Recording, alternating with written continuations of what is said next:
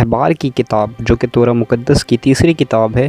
میں امید کرتا ہوں کہ آپ سب ایمان نئے لانے والوں کے لیے ویڈیوز اچھی ہوں گی اور سیکھنے کو بہت کچھ ملے گا۔ ہم نے خروج کی کتاب پینٹ کیا تھا جس میں ہم نے سیکھا موسیٰ جو ہے وہ لوگوں کو، خدا کے لوگوں کو آزاد کرا کے لاتا ہے غلامی سے۔ جب وہ لوگ عہد میں آتے ہیں تو ان کو بتایا جاتا ہے کیسے ان کو ٹیبرنیکل بنانا ہے جہاں پہ خدا کی حضوری ہوگی۔ یہ کہانی ہمیں بتاتی ہے کہ کیسے اسرائیل ایک نیشن بنا اور وہ غلامی میں گیا اور غلامی سے آزاد کیا خدا نے، اور پھر ان کے ساتھ اپنے عہد کو باندھے رکھا۔ کتاب بتاتی ہے کیسے ہم نے سیکھنا ہے اور عمل کرنا ہے، کیا پاک ہے کیا ناپاک ہے، اور ہمیں پاک رہنا ہے کیونکہ خدا جو ہے وہ اپنے لوگوں کے درمیان آ رہا ہے۔ اگر ہم سے کوئی گناہ ہو گیا ہے اور ہم گناہگار حالت میں پاکی میں ہیں تو یہ کتاب بتاتی ہے کہ کیسے ہم آزاد ہو سکتے ہیں اور خود کو پاک کر سکتے ہیں۔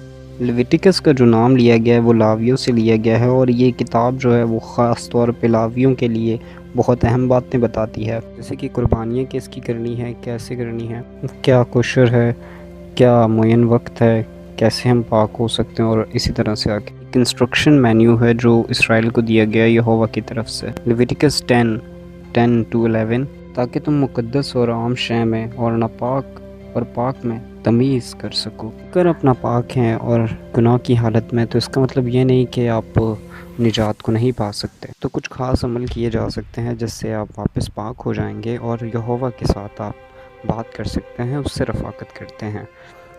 لیویٹیکس چیپٹر 19۔ پھر خداوند نے موسیٰ سے کہا، بنی اسرائیل کی ساری جماعت سے کہہ کہ تم پاک رہو، کیونکہ میں جو خداوند تمہارا خدا ہوں پاک ہوں۔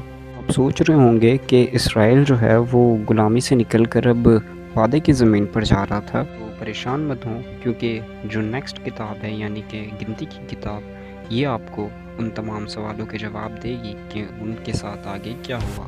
میں امید کرتا ہوں کہ یہ ویڈیو نے آپ کو ہیلپ کی ہوگی۔ مزید ہیلپ کے لیے آپ خدا کے پاک روح کو مانگیں اور اس کی گائیڈنس کے ساتھ خدا کی آپ اس کتاب کو ضرور پڑھتے ہیں، سمجھتے رہیں، اور آپ سبسکرائب کر کے اپنا سپورٹ شو کر سکتے ہیں کیونکہ ابھی تک ہمارے پاس 1000 سبسکرائبرز نہیں ہیں۔ کہ قیمتی وقت کے لیے بہت شکریہ۔ Thank you.